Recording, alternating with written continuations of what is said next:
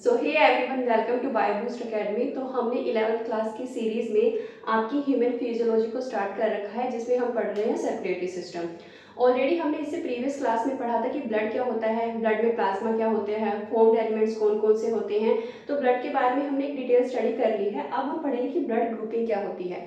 तो blood group जैसे कि आपने सुना होगा, ए ग्रुप होता है, बी ग्रुप होता है, ए बी होता है, ओ होता है। इसके साथ साथ ए बी पॉजिटिव, नेगेटिव, तो ये सारा सिस्टम क्या होता है। तो now we are going to study about this. सबसे पहले हमें ब्लड ग्रुप में दो ग्रुपिंग के बारे में पढ़ना है। एक होता है एबीओ ग्रुपिंग और दूसरा है आपका आरएच ग्रुपिंग। एबीओ ग्रुपिंग जो होती है, एबीओ ग्रुपिंग में blood group A, blood group B, ये कैसे बनते हैं। सपोज करो हमारी बॉडी में होते हैं एंटीजन और एंटीबॉडीज। एंटीजन कोई भी ऐसा केमिकल होता है जो हमारी बॉडी में जब भी एंटर करता है तो हमारा इम्यून रिस्पॉन्स यहाँ पे एक्टिवेट हो जाता है और इसके अगेंस्ट में एंटीबॉडीज बनाना शुरू कर देता है। तो antigen is nothing but a chemical which activates our immune system और इसके अगेंस्ट बनती है एंटीबॉडीज। तो एंटीजन एंटीबॉडीज का यहाँ पे सारा गेम है। तो जो एबीओ ब्लड ग्रुपिंग होती है, this grouping is based upon the presence या absence of the two antigens, that is A और B on the RBC. Antibodies are present the plasma. So जो ये एंटीजन होता है, ये होता है हमारी आरबीसी के सरफेस के ऊपर। तो आरबीसी जो होती है हमारे ब्लड में, जो आरबीसी यानी कि एरिथ्रोसाइट्स जो प्रेजेंट होती है, उनके सरफेस के ऊपर कोई भी एंटीजन प्रेजेंट होगा। सपोज करो इस आरबीसी के ऊपर प्रेजेंट है एंटीजन ए, तो जो भी आरबीसी के ऊपर एंटीजन होगा वही उस पर्सन का क्या होगा, ब्लड ग्रुप। फॉर एग्जाम्पल जैसे यहाँ पे कोई भी एक पर्सन है जिसका ब्लड ग्रुप है ए, तो उसकी आरबीसी के ऊपर प्रेजेंट होगा एंटीजन ए। किसी पर्सन का ब्लड ग्रुप है बी, तो उसकी आरबीसी के ऊपर जो एंटीजन होगा that is the B. A B है तो दोनों एंटीजन प्रेजेंट होंगे, अगर ओ है तो कोई एंटीजन यहाँ पे प्रेजेंट नहीं होगा। तो ये हो गया एंटीजन। इसके साथ साथ एंटीबॉडी क्या होती है, जो भी ब्लड में एंटीजन होगा उसके अपोजिट वाली एंटीबॉडीज जो है वो प्लाज्मा में प्रेजेंट होगी। सपोज करो यहाँ पे एंटीजन ए है, यहाँ पे एंटीबॉडीज बी होंगी प्लाज्मा में। आरबीसी के ऊपर एंटीजन बी है, प्लाज्मा में एंटीबॉडीज ए होंगी, और यहाँ पे दोनों एंटीजन प्रेजेंट है तो यहाँ पे कोई भी एंटीबॉडी प्रेजेंट नहीं होगी, और यहाँ पे कोई भी एंटीजन नहीं है तो यहाँ पे दोनों एंटीबॉडीज प्रेजेंट होगी। तो ये हो गया आपका ब्लड ग्रुप, एंटीजन और एंटीबॉडीज। तो हमने देख लिया कि ब्लड ग्रुप जो है वो एंटीजन के ऊपर बेस्ड होता है, जो भी एंटीजन है वही ब्लड ग्रुप होगा। तो अब अगर किसी पर्सन का ब्लड ग्रुप है ए, तो वो किस किस से ब्लड ले सकता है, वो ले सकता है ए से और ओ से। अगर किसी पर्सन का ब्लड ग्रुप है बी, तो वो किससे ब्लड ले सकता है, बी से या फिर ओ से। अगर किसी पर्सन का ब्लड ग्रुप है ए बी, तो वो ब्लड ले सकता है ए से, ए वालों से भी, बी वालों से भी, ए बी वालों से भी और ओ वालों से भी। अगर किसी पर्सन का ब्लड ग्रुप है ओ, वो सिर्फ और सिर्फ ओ वालों से ही ब्लड ग्रुप ले सकता है। अब ऐसा क्या है, क्यों ए बी वाला सबसे ब्लड ले सकता है और ओ वाला जो है सबको ब्लड तो दे सकता है, सबको दे रहा है, बट सिर्फ लेता किससे है, सिर्फ ओ वालों से। अब देखो सपोज करो जो एंटीजन है, एंटीजन एक तरह का टेररिस्ट है ये, ओके, टेररिस्ट। और जो एंटीबॉडीज हैं वो हमारी कंट्री की या किसी भी कंट्री की आर्मी है, ठीक है। तो जब भी टेररिस्ट कंट्री में एंटर होंगे तभी यहाँ की आर्मी जो है वो एक्टिवेट होगी और इनको किल करना शुरू करेगी, ठीक है। लेकिन अगर यहाँ पे एंटीजन प्रेजेंट ही नहीं है, मतलब यहाँ पे कोई टेररिस्ट है नहीं है, अगर कोई भी ब्लड आए लेकिन उसके ऊपर कोई भी टेररिस्ट नहीं है, मतलब टेररिस्ट मतलब कि कोई भी यहाँ पे एंटीजन नहीं है, तो क्या यहाँ की आर्मी एक्टिवेट होगी, नो।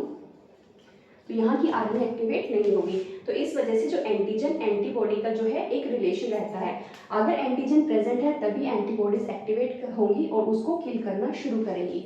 अब हमने देखा है कि हमारा जो ब्लड ग्रुप ओ है उसके ऊपर कोई भी एंटीजन नहीं है, तो अगर एंटीजन नहीं है तो वो ओ वाला ब्लड चाहे वो ए में जाए, ए बी वाले में जाए, चाहे बी वाले में जाए, चाहे ए वाले में जाए, तो यहाँ पे इनका इम्यून सिस्टम जो है वो रिस्पॉन्ड नहीं करेगा, बिकॉज यहाँ पे कोई भी एंटीजन प्रेजेंट नहीं है।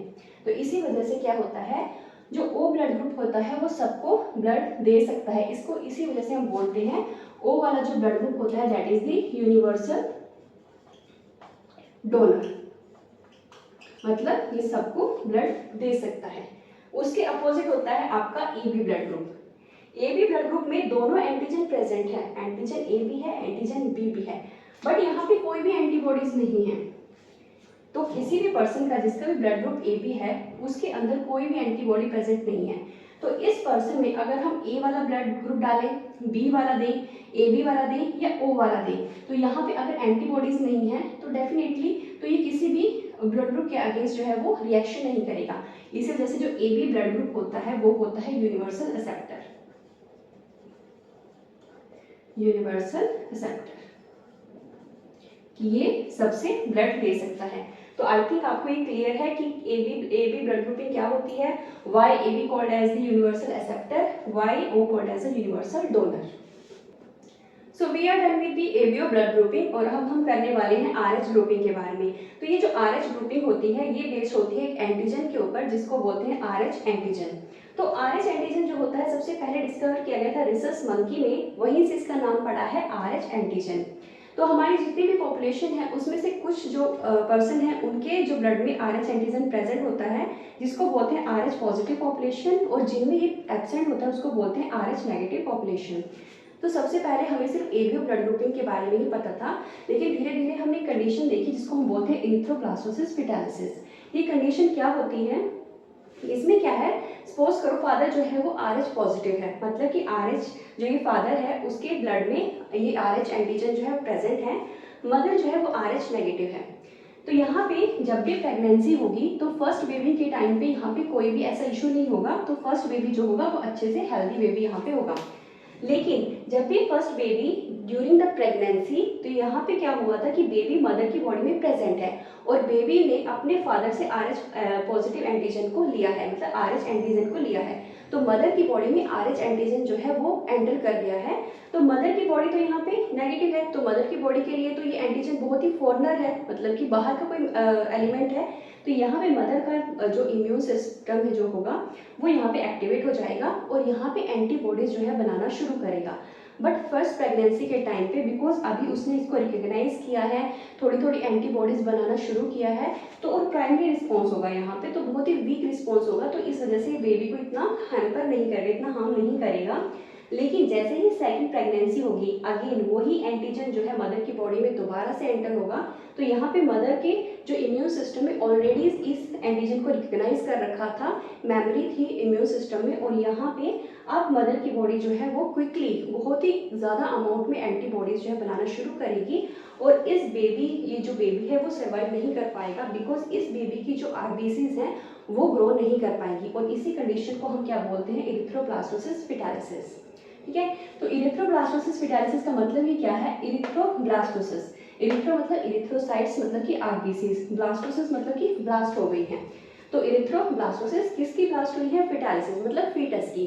तो इरिथ्रोब्लास्टोसिस फिटालिसिस मतलब यहाँ पे बेबी की जो RBCs जो होती हैं वो ब्लास्ट हो जाती हैं, मतलब वो ग्रो नहीं कर पाती हैं, तो यहाँ पे बेबी सर्वाइव नहीं करेगा। तो इसकी वजह से जो सब्सिक्वेंट और भी प्रेगनेंसीज होंगी तो यहाँ पे जो बेबी के सर्वाइवल के चांसेस हैं, अगर मेडिकेशन प्रॉपर मेडिकेशन प्रेजेंट नहीं है, अगर नहीं अवेलेबल है, तो यहाँ पे जो सर्वाइवल के चांसेस हैं वो कम होते जाएंगे। ठीक है, तो ये हो गया आपका RH ग्रुपिंग के बारे में। तो we are done with the ABO grouping and the RH grouping both.